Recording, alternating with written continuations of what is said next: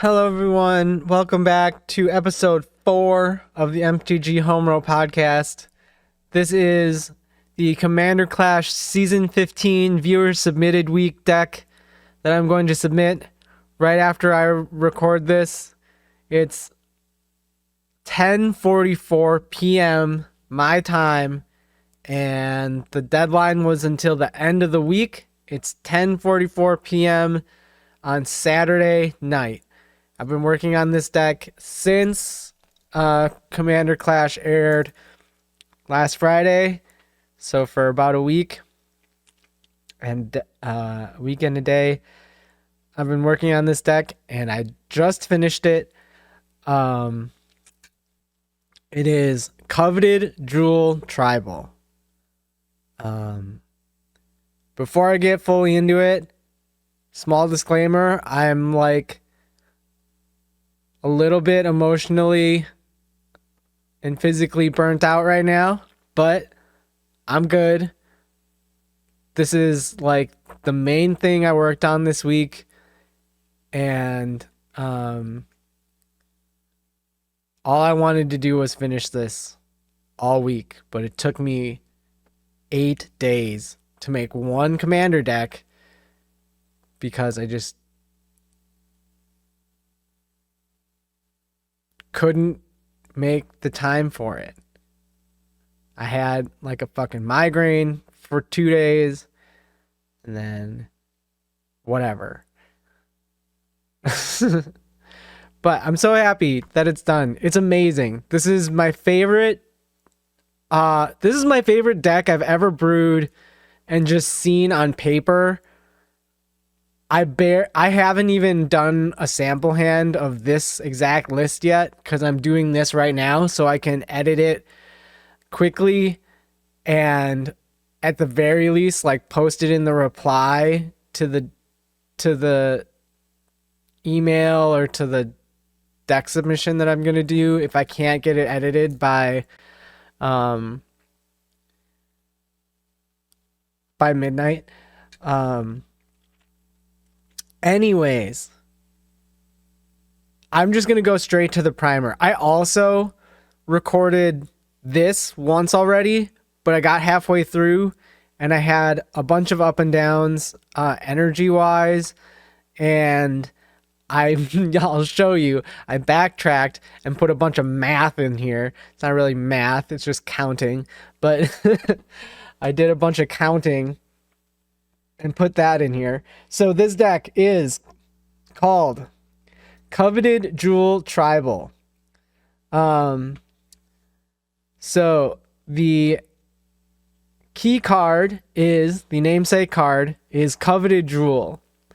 The subtitle for this deck is a highly interactive experience. The idea was to include Monarch, Initiative, and Coveted Jewel in the same deck, and my very original plan was to make 4 decks that had all of those mechanics. But I think this is pretty much the one. This is like the best version of it. There's no reason to make any other iterations of it. So we have Coveted Jewel, and then we also have Copy Artifact and Mirror Maid, which can become copies of Coveted Jewel. There's also a Flicker in the deck, so you can flicker the Coveted Jewel. For Monarch, we have Palace Jailer, Queen Marchesa, Protector of the Crown, this new card that I'm not even going to bother pronouncing, and Marchesa's Decree. And all of these cards do multiple things on top of giving you the Monarch. So they all give you the Monarch when they enter the battlefield, except for the 4th. That one says whenever one or more creatures you control deal combat damage to one or more players this turn, you become the Monarch. So you do get it on your turn. There's other cards that exist that give someone else the Monarch, Starscream. And there's maybe some other ones that make the Monarch exist but don't give it directly to you, or they give it to you at a weird time, like at your end step or something like that. These ones all give you the Monarch and do something additional, at least one thing additional. So they do, I guess the Marchesa's Decrees, the the most narrow. It just gives you this little pillow fort effect. But Palace Jailer, Queen Marchesa, and Protector of the Crown all give you a undercosted body or an overcosted body. So like you're paying too much for the 2/2, 3/3, 2/5, you know. But Palace Jailer will O-ring something until an opponent becomes the monarch. And then I don't know what happens if Palace Jailer leaves the battlefield. I think still if someone else becomes the monarch, the person gets the creature back because the creature is tagged with the label that when someone else becomes the monarch, you get it back, even if Palace Jailer goes away, but we'll have to check on that. Moto will know. Queen Marchesa gives you Death Touch Haste 3/3, so that's on rate at the very least, and just because it's lots of colors. And then at the beginning of your upkeep, if an opponent is the monarch, make a 1/1 black assassin creature token with Death Touch and Haste. There's maybe even some assassin synergies, at least one thing that I think might give an assassin or a black creature synergies. I don't know, but there is attacking synergies in the deck, so you get to attack with these. You don't have to just sit with them and block. Just for attacking, there are bonuses in the deck. Protector of the Crown, all damage that would be dealt to you is dealt to Protector of the Crown instead. That's my favorite card. I love Protector of the Crown. It's like top 10 favorite cards, like one of my all-time favorite pet cards. And I'll show you the synergy down below. This is the new one, so you can fill the board with tokens. Only the tokens get trample and haste, but whatever. And then, yeah, we looked at Marchesa's Decree, just a little pillow fort action. So I can't wait to skip. I gotta skip down to it. So Protector of the Crown and Spirit Mantle is my all-time favorite 2-card synergy. If you put Spirit Mantle on Protector of the Crown, it does die to Doomblade, but I'd call it the best 8 mana you'll ever spend. Then you have a 3/6 protection from creatures. All damage that would be dealt to you is dealt to Protector of the Crown instead. So as long as that damage is coming from creatures, Protector of the Crown doesn't care. So if someone's going around dealing 6 non-creature damage to you, then Protector of the Crown would die. It dies to Doomblade. It gets exiled. It dies to any removal. But creature damage, you don't have to worry about when that happens. But I love that interaction. Anyways, so in addition to Monarch, there's also Initiative, which works similarly, of course. There's Caves of Chaos Adventure, Seasoned Dungeoneer, so that they also come with a little bonus at the very least. I would say that a 5/3 for 4 and a 3/4 for 4 are totally normal rates. It's a 5/3 trample that gives you initiative, and then when it attacks, you exile the top card of your library. If you've completed a dungeon, you may play that card with this turn without paying its mana cost. Otherwise, you may play that card this turn. So it's one additional impulse card. And then Seasoned Dungeoneer says whenever target attacking cleric, rogue, warrior, or wizard gains protection from creatures until end of turn, it explores. So exploring lets you put that card into your hand if it's a land. Otherwise, put a +1/+1 counter on that creature, then put that card back or put it into your graveyard. So that's letting you either get a card in your hand or grow a creature and choose whether to put that on top or the graveyard.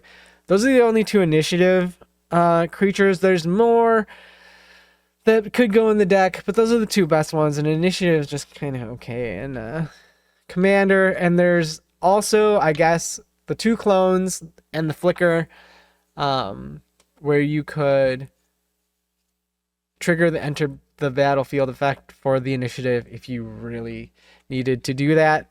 And you could also reflection of Kiki-Jiki, one of the initiative creatures, and get the ETB, and that would work with any ETB, and be able to reset the clones.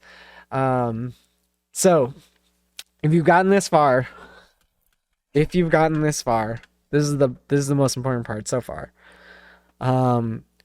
Self mill ? And it says here, we are a subpar day on the ladder away from being a full-on self mill deck. So all of these cards deal with the graveyard in a very amazing way. They all do something more than just fill the graveyard. DRC and Ledger Shredder, we all know from Modern. And whatever other formats they're legal in. Burgi can be good on either side for this strategy, because whenever you cast a spell, add red is good if you're casting a bunch of spells from the graveyard, and the Horn of Bounty lets you discard a card filling the graveyard and then exile the top 2 cards. You may play them this turn. So it's like double card advantage or 3 card advantage every time you discard a card, because you're able to use the stuff that you discard. And then Search for Iskanta lets us slowly fill the graveyard, especially early game. Fable has the discard up to 2 cards, so it does it once at least, whatever.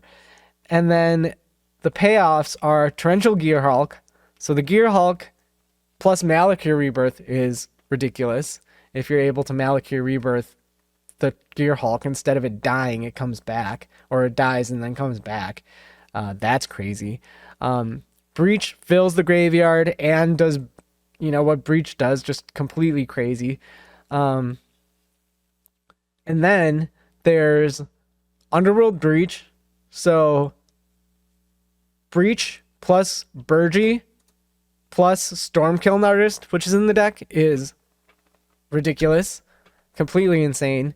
And then Mnemonic Deluge and Mizzix's Mastery. Those are the absolute best cards that deal with the graveyard, and these are cards that will be amazing to pull off if you can cast these anyway somehow. Imagine Torrential Gearhulk for one of these cards, like, just so crazy. So Mnemonic Deluge is exile target instant or sorcery card from your graveyard. Copy that card 3 times. You may cast the copies without paying their mana costs. Exile Mnemonic Deluge. So if you were able to Gearhulk a Deluge or cast Deluge anyhow, including with Mizzix's Mastery, like, you could Deluge a Mizzix Mastery. I don't see why not. I'm not sure if you can pay the overload cost. I think you can, because you cast them without paying their mana costs. So you can choose to cast it for the overload cost and not pay it. I think. But even if not, even if you can only cast it as the 4 mana single target Mizzix's Mastery, you get 3 things, which is as good as it's ever going to be. Anyways, also, you can cast the single target Mizzix's Mastery on the Mnemonic Deluge and cast it that way for only 4 mana. Obviously, if you overload Mizzix's Mastery, do everything except, like, Breach the Multiverse. Oh, Jesus. If you're able to overload Mizzix's Mastery by doing Underworld Breach, Burgi, Stormkiln Artist, and getting all that mana, and then getting up to overload Mizzix's Mastery with all the red mana and treasures, then you'd be able to cast everything out of your graveyard and stack everything, but do Mnemonic Deluge. I think you would click it first. So you click Mnemonic Deluge first, and then, well, I guess you can click it last because you exile target instant or sorcery from a graveyard. So you'd be able to do it at any time. You could even click Breach the Multiverse. Say you want to do Mnemonic Deluge Breach the Multiverse. You'd be able to click stuff in whatever order as long as you click Breach and then Deluge, so that it goes Breach, Deluge. So Deluge goes first. You exile Breach and copy it 3 times. Cast it 3 times without paying its mana cost. Then you get 3 Breach, the Multiverse, or anything else. There's a bunch of other good instant and sorceries. Those are just the crazy ones. There's board wipes. Fairy's Protection doesn't really do it, but Jessica's Will 3 times is fine.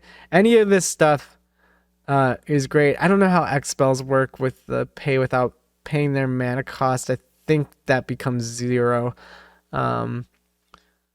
But even flickering something 3 times would be, I mean, that's not the one you want to do, but there's a world. And then Aminatu's Augury, if you were to copy that 3 times, you get the top 24 cards, 3 lands, and then 21 cards that you can choose to cast without paying their mana cost.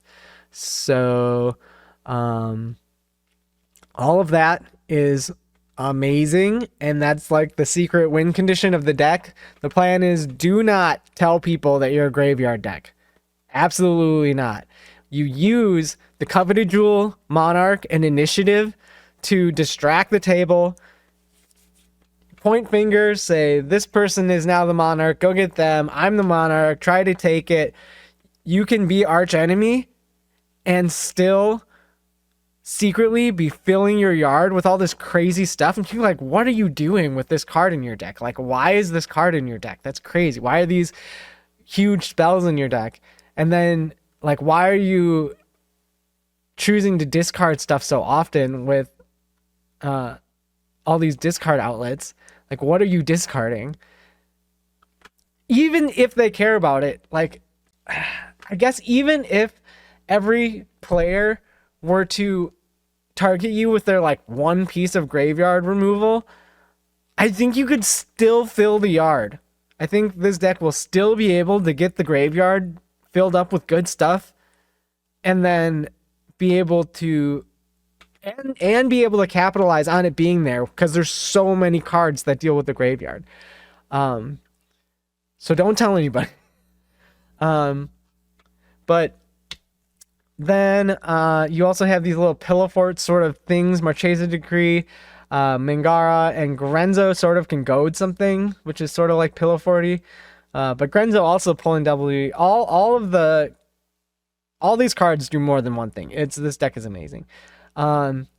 There's a couple of synergies here, so I talked about them a little bit already. Copy Artifact, Mirror Maid, Coveted Jewel.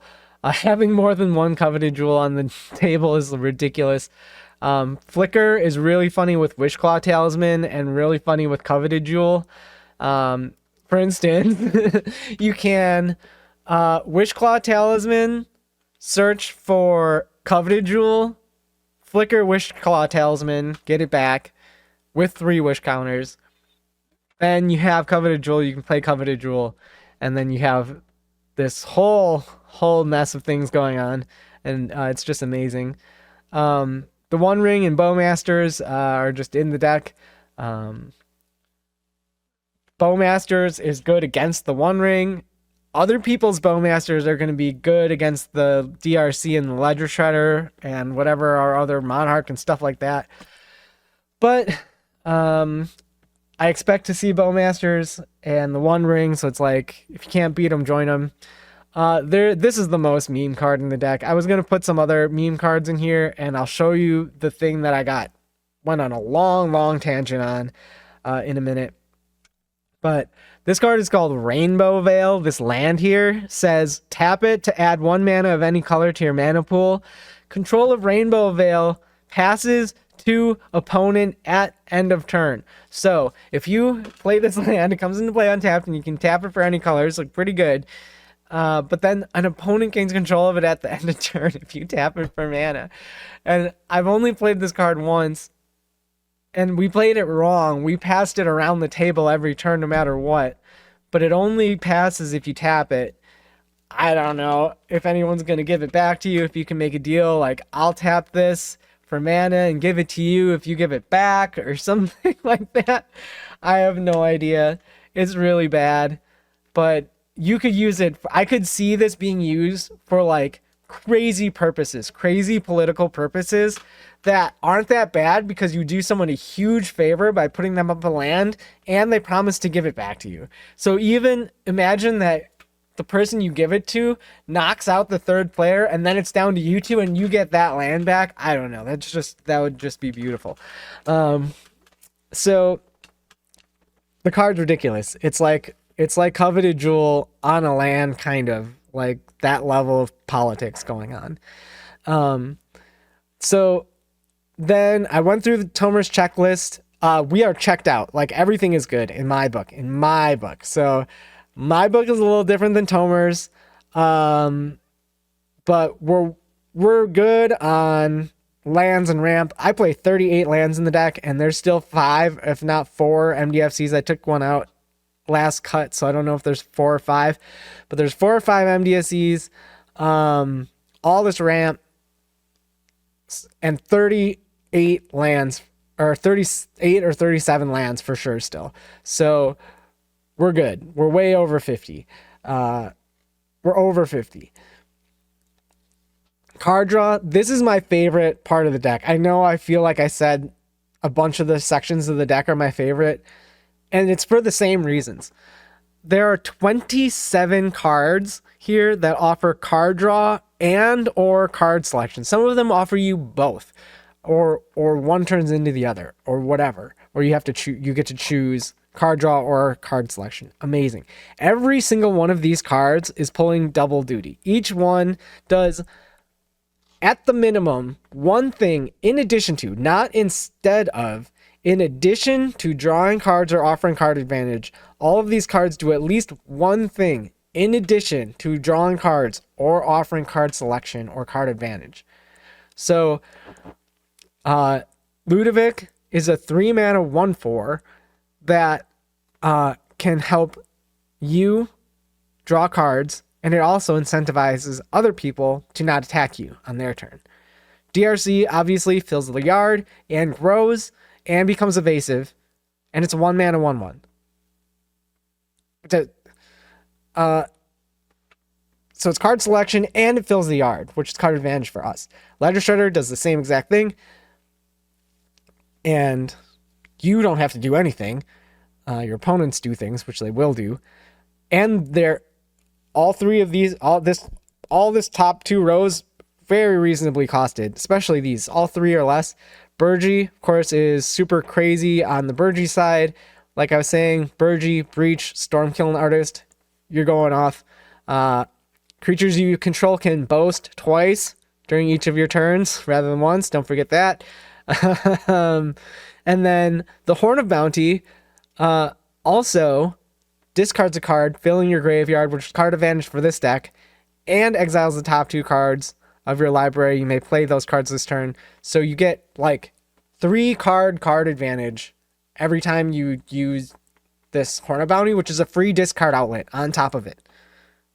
So before you were to do some sort of breach turn or during a breach turn, I don't know. I can't even really go through it all because it's just so versatile on either side. And there's things like Flicker that allow you to flicker the horn and then put it back on the Burgie. So you could do both, potentially. You could do both even while Flicker was in your graveyard while you're doing graveyard stuff. One of the graveyard things you could do is cast the Flicker from the yard and then flip the horn once you're out of cards to discard. Flip the horn into Burgie and then generate mana from all the cards that you breach. Just saying. Timna forces you to be in that mindset of attacking. It's also a life linker. There's a lot of stuff in this deck that loses its life. There's a lot of things that make other players want to attack us. So it's at the very least a tiny bit of life link, the One Ring, stuff like that. But it also just puts you in the mindset of attacking other players. Also, this is a 4-color deck, so on Commander Clash, there's not that many 4-color decks that get played. I don't know why. I was thinking why. I actually have many reasons why I think why after I built the deck. It's because the partners are too good. The partner with cards, a lot of those are not on Moto. Like the Stranger Things cards are not on Moto, even though there's like universes within. So a lot of them are not on Moto, and the ones that are the original partners, they're too good. They're CEDH level good. All of them. Like a whole bunch of them. Even the bad ones. Because you get 2 cards free in your hand in the command zone available to you. 2 really good cards. So Tymna, everybody knows Tymna. So Mangara the Diplomat, it's I guess also a life linker, so that's good. Decent blocker at a reasonable price that also gets opponents to not want to attack you, maybe.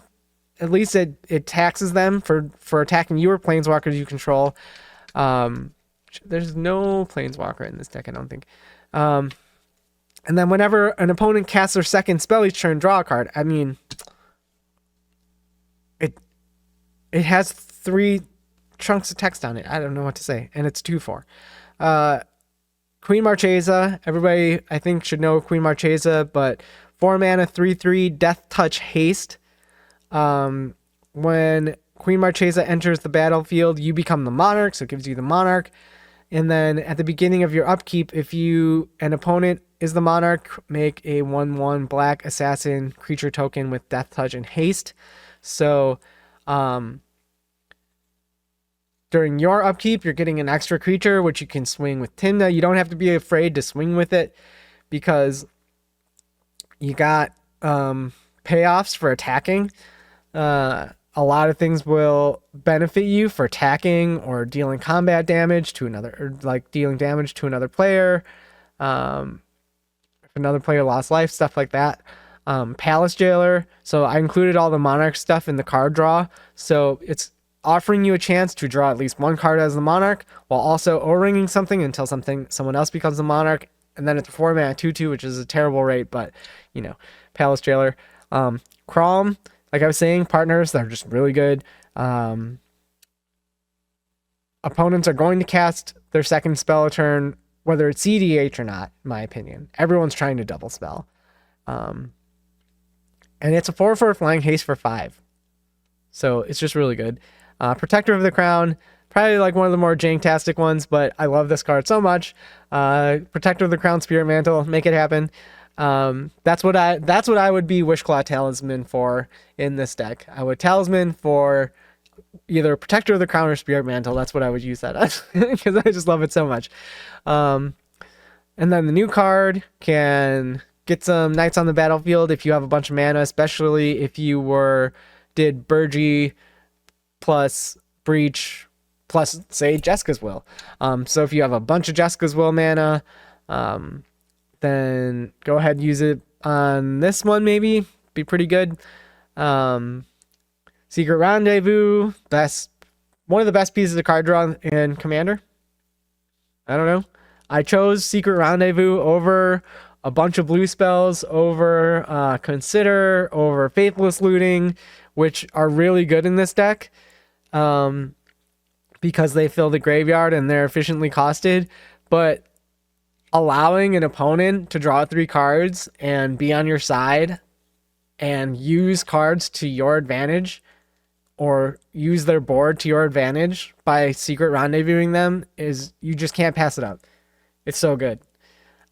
It's amazing. You make a real friend. You really do.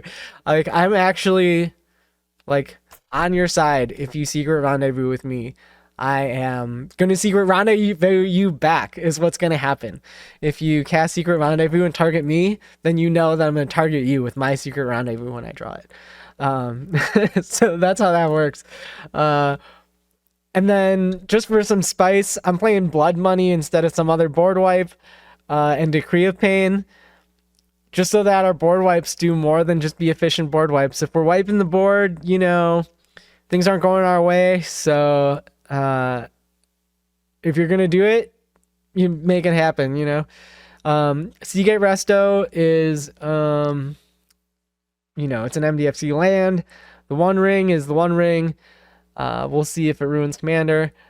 Coveted Jewel, namesake card. I included Search for Escanta here. For the backside too, digs pretty deep, 4 cards deep for 3 and tap it. It's a little expensive, but like better than nothing. And it's kind of land ramp. Ramps you a land when it flips if you really needed it. Which I find that I use Escanta more to flip it into a land. Like I almost like the Surveil. Like it's very close. The Surveil and the Effect are pretty close in some decks. In this deck, I think they're pretty close. But if you need to flip it into a land, it gives you another mana, and it flips untapped as long as it isn't tapped, which it shouldn't be. So yeah, Search for Escanta is all right. And then where was I? We lost it. I was on the card draw part. Well, that's the ramp. Okay, yeah, we did go through the ramp. I just didn't talk about the ramp that much. Black market collections, you can full send it. Even some of the lands offer card advantage down here. So, all the card draw, card advantage does wonders. So targeted removal, there's Hagra Mauling and Palace Jailers, and that's it. That's where I differ from Tomer's. Still from Tomer's checklist, but Tomer's checklist is getting a little aged. It's from, I think, when is it from? 2020. That's what I was going to say. March 2020, actually. So it's over 3 years ago. And if you've seen what happened to mortgage rates in the past 3 years, that same thing happened to Magic the Gathering. So in many ways, I would say, I don't think you need 6 targeted removal anymore. We're running all these board wipes that are extremely powerful or versatile or efficient. So we got sort of one of each with an well, Decree of Pain is like kind of versatile. 5 mana to 8 mana is like not. 5 mana is still a lot, and it doesn't get rid of that much stuff, but like, got one of each. You can tutor for them if you need to, or you can maybe use them from your graveyard potentially if you really needed to. Graveyard recursion. It says for the recur of the graveyard, we are very strong. Borderline a graveyard strategy deck. So see above. So that whole section of graveyard recursion, we are beyond the checklist. We're basically it says 2. There's like 20. Graveyard hate, just farewell, exiles graveyards, and it exiles your own graveyard. It's not what you want to do, but I'm just kind of banking on there not being another graveyard deck, and honestly banking on our graveyard deck being better than someone else's. And you can target stuff in a graveyard with Deluge, and Breach the Multiverse does stuff with other people's graveyards. So even if there is another graveyard strategy, we can use their graveyard just fine. So in the interim, what happened was I started recording this episode, was very excited, got to Dance of Calamity, and then got very confused and just had to run the numbers. So Dance of Calamity is the card that says for 7 and a red, shuffle your library as many times as you choose. You may exile the top card of your library. If the total mana value of the cards exiled this way is 13 or less, you may cast any number of spells from among those cards without paying their mana cost. So I had to run the numbers. I didn't actually give you the odds. You'll have to determine the odds for yourself when you're playing the deck, because you'll have to see all of the cards that would make you bust, which ones are no longer in the library. So they could be on the battlefield, in the graveyard, in exile, or in your hand, I guess. And I guess they could potentially end up in the command zone somehow. This deck can't make it happen, but maybe that could happen. They could be in any zone other than your library, and your odds will be even better.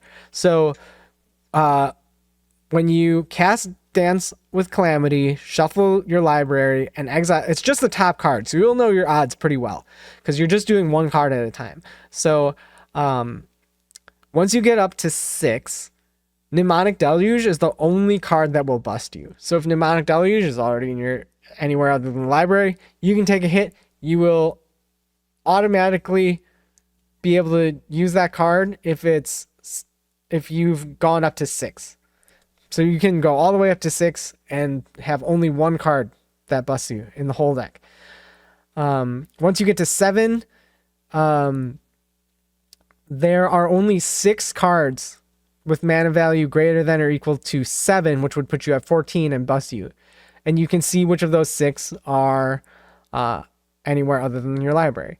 At 8, there are surprisingly few individual cards with mana value greater than or equal to 6. Only 11. So once you get to 8 with Dance of Calamity, there's only 11 cards that make you bust. So you'll have to weigh that odds at the time. You know, if 5 of them are somewhere other than the library, then you got a 6 out of 80 chance or something like that of hitting one of those, which is, whatever. 3 of 40, however you want to think about it. So it's like less than 10% chance that you bust on a single card. And then once you get to 9, there are only 12 cards with mana value 5 or greater that you bust on. So between 8 and 9, you only go from 11 to 12. So you can kind of keep taking hits if you're feeling it.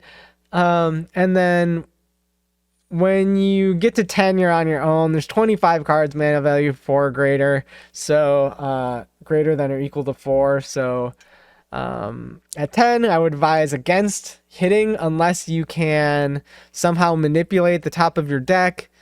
In between, I am not super sure how to do that. There's ways, but probably there's ways. But I would say once you get to 10, probably don't take a hit. But anywhere up to 9, I don't know. You look and see.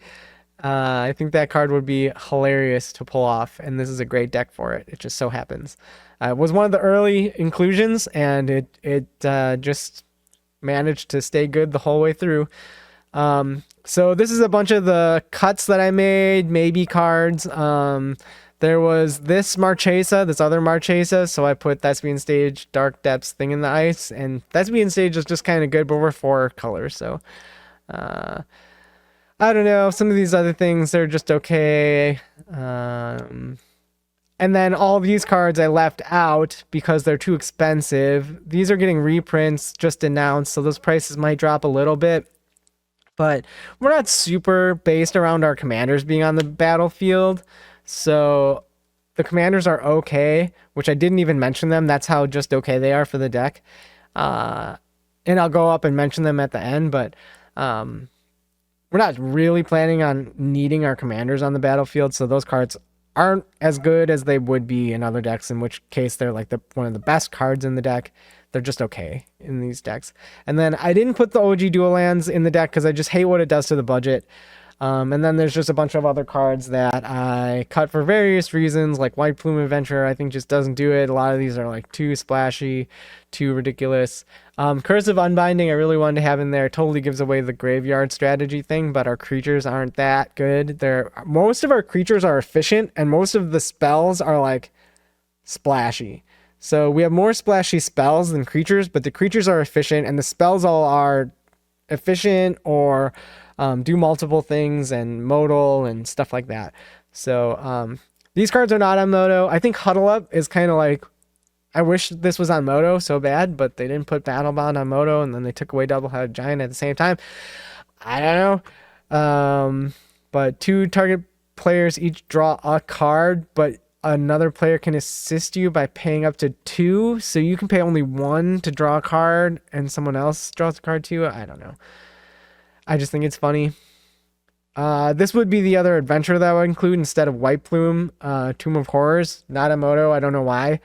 And then Karn the Betrayer, the War Hammer decks, not a Moto. I don't know why. These are the other staples that I didn't put in there. Prosper and Akroma's Will. I feel like if you play Prosper or Akroma's Will and you win, then people are like, well, Prosper really won the game. Or, well, that was cool, but Akroma's Will is a house, and of course you won the game with Akroma's Will. There are some other staples in the deck. I'll leave those up there. I'm not going to talk about the other staples. They're boring, but they make for a commander game that if you get caught without them, it's just like, like, why didn't I just run it? But these ones are like, well, you know, it's kind of like a non-game. It's like Insurrection or something. The funny finds, these cards were really hilarious to me to find. I don't know how I found them exactly. Rainbow Crow I found because I searched for Rainbow, because there's only like 4 cards with Rainbow in the name. Rainbow Veil being one of them. But Pyxis of the Pandemonium is a 1-mana artifact that lets you... It says each player exiles the top card of his or her library face down. Oh, this was to get stuff with Prosper, maybe. To be able to cast stuff from exile somehow. Like deep Prosper deck. I was like, well, what else goes with Prosper that I'm also going to intentionally uninclude? But the thing about this card is it says 7 mana and tap it. Sacrifice Pyxis of Pandemonium. Each player turns face up all cards he or she owns exiled with Pyxis of Pandemonium, then puts all permanent cards from among them onto the battlefield. So this is a way to turn a face down card in exile face up as long as it were exiled with Pyxis of Pandemonium. So there's like, I don't know of any other cards that turn stuff face down in exile face up. This is the only one I can think of, but it doesn't really work with Gonti or whatever because it has to be exiled with the Pyxis. But it could be something someone else controls that you turn face up, which is interesting. Anyways, so that's an interesting card. And then Rainbow Crow and Govern the Guildness just make me dream that someday the Mindbend deck that I have had in mind since the first years that I was playing Commander, I was like, there's got to be a deck that takes advantage of changing the colors of everything. Painter's Servant got unbanned, and I was like, come on, but I haven't found it yet. One of these days, there's going to be a color changing deck, and then you get to include the color shifted cards, and it'll just be really fun. The budget for the deck is just over $1,000. I feel like that's on par with Commander Clash decks, and just without including some of those staples and the OG dual lands, and then like there's no Mana Crypt already, no Coveted Jewel or no Jeweled Lotus already in the ban list, so the budget's already pretty low, or just pretty medium. Lots of rares, but you know the rares don't necessarily break the budget. It's just there's an Ancient Tomb in the deck, but we're mana hungry. Like, you see stuff that has generic mana symbols 2 or more, like a lot of stuff has generic mana symbol 2 or more, and a lot of our ramp would love turn 1 Ancient Tomb Talisman, something like that. That'd be amazing. be like a soul ring. um, and then otherwise, fetchers and shocks all in the deck. Shocks, I guess, is kind of like iffy in Commander Clash because it just takes like a second to search and you're like doing it at someone else's end step. But everybody fetches really fast on Commander Clash, so it's no big deal. You don't really have to think too much about what to fetch. Although recently, just in the last episode or the episode before, Richard was leaving the cycling lands in the deck and not fetching for them. So if he drew them, he could cycle them. You could also do it the other way around where you could cycle. You could fetch, thin the deck, cycle. If you really needed to and you had in like lots of mana. And then there are some basics. There's 3, 3, and 1. 3, 3, 1, and 1. So I think that's the right that's the right order visually. Richard, if you've made it to the 45-minute mark, I would really like these stats to just be displayed as numbers, either like around the pie wheel or just in another row. If Goldfish made all of these numbers, which are just sitting right here, the numbers are embedded in these charts. If you just display those numbers and maybe a few other numbers, it makes Goldfish, there'd be no reason to use another deck building site. Goldfish is already by far the best deck building website. And if you just included all the stats that the other deck building sites give you, other than the Moxfield playtest mode, there would be no reason to use another deck builder. That's the only reason that I use other deck builders is to look at those stats.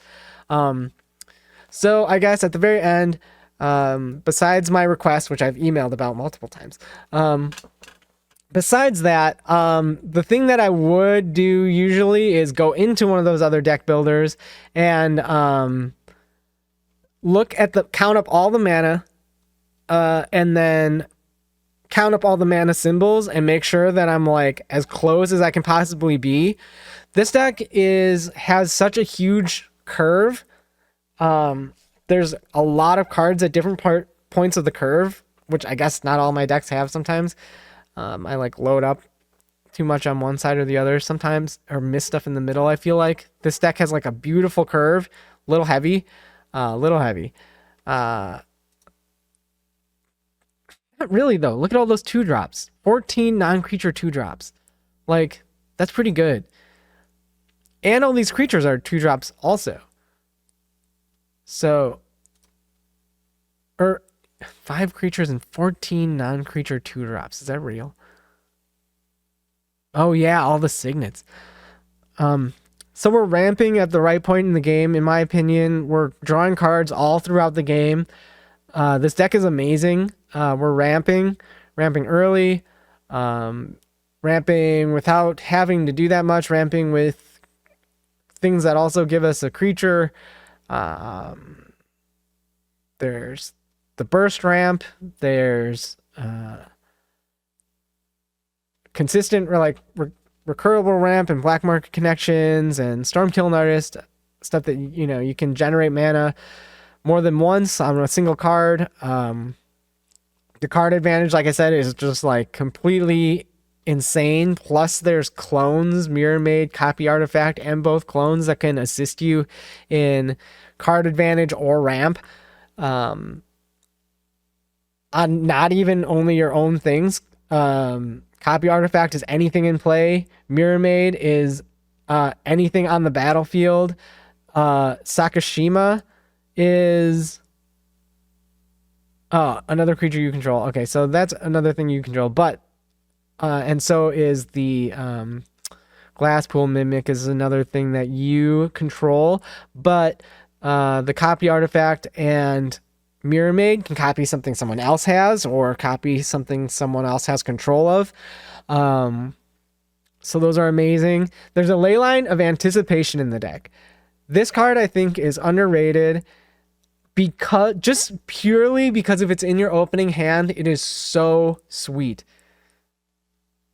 There aren't that many pregame actions Gemstone Mines and Leyline of Anticipation, and then the other ley lines, mostly like Leyline of the Void, are... And Leyline of the Void is terrible in this deck, obviously.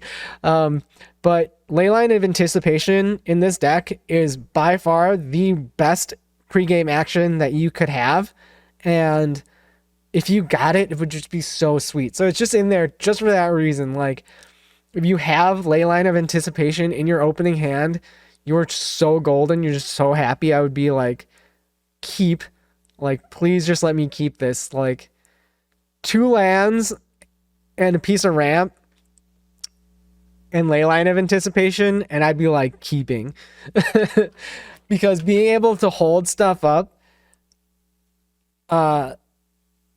would just be so amazing in this deck. Board wipes, any of your creatures being able to hold them up.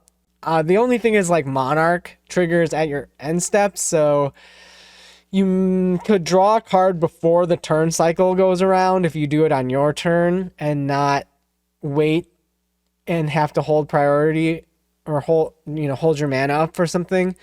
But even if you did, even if the worst thing you could do is get the Monarch at your opponent's end step before your turn, at the very least, you're still going to draw the card that end step, like more or less guaranteed. It's really hard to take the Monarch away from someone during your own turn. So you're going to get it the next time around and know that your creature is, you'll just have more information. So that's kind of like the worst case scenario of holding your mana up, is getting Monarch or Initiative like a turn late kind of by holding up your mana. But you could like imagine flashing in one of these cards that says whenever a player casts their second spell each turn, like you can wait, and then if it feels like, oh, the next player in order casts their second spell, you can flash this in and get the benefit. And they didn't even, so you get 1 for free, whatever. And if you can double spell during other people's turns, it's just crazy. Mana Drain is in the deck. So if you got this far all the way to the end, I guess I'll show you some of the staple stuff. There's Mana Drain. Okay, Mana Drain's in the deck. Teferi's Protection in the deck. That's the one I was thinking of. Both of those. It's just like, why don't I have this card in the deck? They just had to be there. Signets, Talismans. Sword of Fortune Frontier. Interesting one. The One Ring. Basically a staple. And I would say the mana base is like pretty stapley. And then Orcish Bowmaster's new staple. So, Solemn. Whatever. They're in there. Oh, and then last but not least, the Commanders. Ludovic incentivizes people to attack someone other than you. It's a 1/4 for 3, which is like totally respectable. And then Ravos, Soul Tender, 5 mana for 2/2 flying, so it is evasive. It pumps your creatures with a 1/1 Anthem, +1/+1. Other creatures you control get +1/+1. And at the beginning of your upkeep, you may return target creature card from your graveyard to your hand. So it's just like, that's why the partners don't see that much play, I think, on Commander Clash. They're too good. Those are not even the good ones. These are not even the good ones, and they're great. And they're just always available to you. I guess Ravos is $750. Not exactly sure why. Cleric Tribal maybe plays him. I think probably Cleric Tribal. He's really good with the demon ones, Shadowborn Apostles. Ravos is really good, and with Cleric Tribal, like Sacrifice Synergy Tribal, I guess. Blood Artist Tribal, I don't know. Ravos can be good. But anyways, that's the deck. I'm super happy with it. This is going to be also, I'm going to attempt to make this the first episode that I turn into a TikTok. So that's going to be a thing. And then I'm going to go back through the other episodes of the MTG Homerow podcast and start making those into TikToks as well, pulling highlights from that and making that into TikToks. which is going to, I think, more so affect the way that I present the podcast in the future, where I try to be organized ahead of time and say things in little snippets. I wanted to do that with this one, but it is now 11:39 p.m. Central Time, my time. So I have 20 minutes to edit this into a podcast, upload it, and then be able to paste it in the description or in the comment of this deck when I submit this deck for Commander Clash. So I want to do that right now. So go back and you won't have to go back and watch the other episodes of the MTG Homerow podcast is what I was going to say. I'm going to turn those into TikToks, turn the good stuff into TikToks. And in the future, I'm going to use that format to present concise, dense, entertaining podcasts that have chunks of information that are snippable. So I can just take that, turn it into a short video, make it entertaining, show you the interesting synergies, show you WinCon's stats of the decks, and do that in a way that's easy for me to edit, easy for me to present. And I think it'll just take a little more effort on the very front end of writing the primer. So you can see that I like writing primers. This deck has a giant primer. If you want to look at yourself, or you want to follow along with the podcast as we're doing this, I mean, it's on the screen, but if you wanted to look at it and be able to go back and forth at your own pace, it's all right here. And this is my favorite thing to do. I was looking forward to, I worked on this for 8 days, and I'm so happy with it. This is my favorite deck that I've ever seen in paper and not played. So I think I'm building this deck somehow. I'm going to play it on Spell Table at the very least. I really want to take it onto Moto, though, because so much to keep track of. I don't want to play this on Spell Table. I don't even really want this in paper because it's so much to track. This is like a perfect deck for Moto. So, and if someone else played it, so if someone else were to pilot this and I could just watch, that would just make me so happy, because I don't really want to have to play this deck because it's so much going on. But it'd just be amazing. And I can't wait to play it, but I think it's the perfect Moto deck. There's so much going on with this deck. It's so fun. And I'm so happy with it. It's my favorite deck that I've ever built. My favorite deck on Goldfish, and I got a lot of decks on Goldfish. I have 3 pages of all Commander decks pretty much on Goldfish. A lot of duplicates and stuff, but whatever. So yeah, this is my favorite thing to do, is to brew decks for Commander Clash viewer submitted week. Sorry that this version of the podcast isn't very edited. It's going to hit just under an hour here, but and I'm guessing that the Clash crew is not going to have time to watch an hour-long podcast about the deck a couple days before they're supposed to play with it. But if you do choose it, you have all the information you could possibly need. And if you're just watching this and looking for a deck to play, or looking for a podcast to listen to, I post podcasts sometimes, and I think this deck is amazing. So check it out. Thank you for watching. Please play this deck. You won't regret it. It's got 27 pieces of card selection, card draw, or card advantage. You're gonna be totally fine, no matter what 7 cards you. Oh yeah, we can draw a hand, but and prove myself wrong with the shuffler, but it's so good. So let's see. Deluge, Ancient Tomb, Vial Smasher, Swamp Strip Mine. Oh no. Esper Sentinel, Fable of the Mirror Breaker. I don't know about that one. Why? Okay, there's Strip Mine in the deck, alright? Okay, here, this one, much better. Triome, Hager Mauling, Rebirth, Vial Smasher, Watery Grave, Islet, Signet, Keep, put back the Hager Mauling, keep it, and Command Tower. You're gonna be good. You're gonna be just fine. Okay, now we got a lot of lands, but you'll be fine. Please play this deck. That was way too much of a ramble at the end. All right. We'll see you in the next episode of the MTG Homerow podcast. Peace.